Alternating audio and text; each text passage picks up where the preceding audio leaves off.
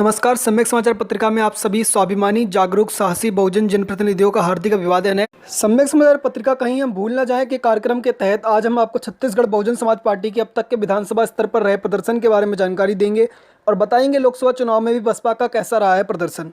छत्तीसगढ़ राज्य का गठन 1 नवंबर 2000 को भारत गणराज्य के 26वें राज्य के रूप में हुआ था। छत्तीसगढ़ एक आदिवासी बाहुल्य क्षेत्र है जो कि खनिज संपदा से भरपूर है। इस राज्य में कुल 90 विधानसभा चुनाव क्षेत्र हैं, जिनमें से 29 सीटें अनुसूचित जनजाति के लिए और 10 सीटें अनुसूचित जाति के लिए आरक्षित हैं और 51 सीटें सामान्य वर्ग के लिए हैं।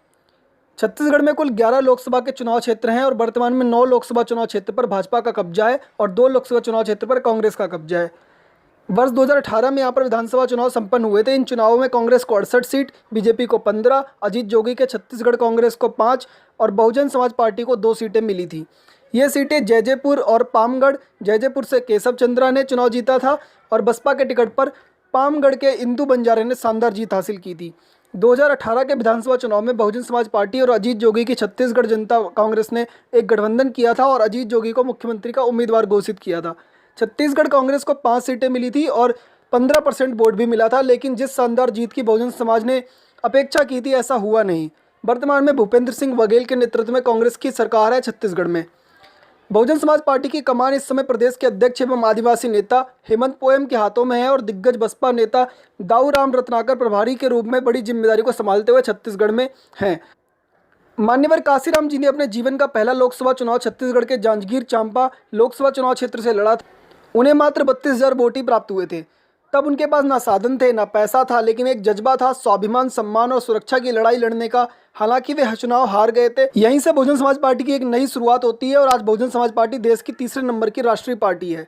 भारतीय जनता पार्टी पिछले 15 वर्ष से अर्थात 2003, 2008 और 2013 के चुनाव में बहुमत हासिल कर सत्ता में थी, लेकिन 2018 के विधानसभा चुनाव में यहाँ भाजपा को बड़ी हार देखने को मिली और उसके पास केवल 15 विधायक हैं, जबकि भूपेंद्र सिंह बघेल के नेतृत्व में कांग्रेस की सरकार है।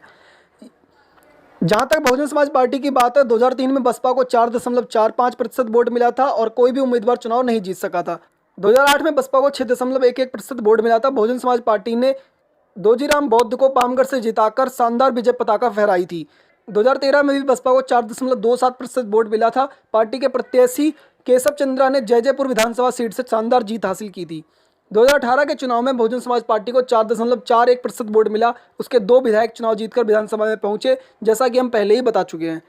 छत्तीसगढ़ बहुजन समाज पार्टी एक मजबूत इकाई है किसी भी बसपा राज्य की, क्योंकि बहुजन समाज पार्टी के 2 विधायक यहाँ चट्टान की तरह पार्टी के साथ खड़े हैं। उनकी नीतियों में पूरा विश्वास है और बहुजन समाज पार्टी को आगे बढ़ाने के लिए दिन रात एक किए हुए हैं। निश्चित रूप से ऐसे निष्ठावान विधायकों का बहुजन समाज हमेशा सम्मान करता रहेगा। सम्यक समाचार पत्रिका ने रिपोर्ट इसलिए बनाई ताकि बहुजन समाज के गौरवशाली इतिहास को हम भूल ना बैठें और हम सक्रिय होकर बहुजन समाज के लिए काम करें।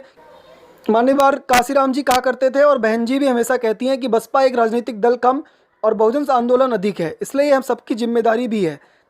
छत्तीसगढ़ बसपा यूनिट ने लॉकडाउन में भी ऑनलाइन संवाद स्थापित किया। बसपा यूनिट ने अपने प्रचारकों के द्वारा मान्यवर काशीराम जी और बहन जी के संघर्ष को देश के सामने रखा। निश्चित रूप से आने वाले समय में इस देश का युवा निष्पक्ष राय रख सकेगा। आप देखते रहिए सम्यक समाचार पत्रिका। धन्यवाद।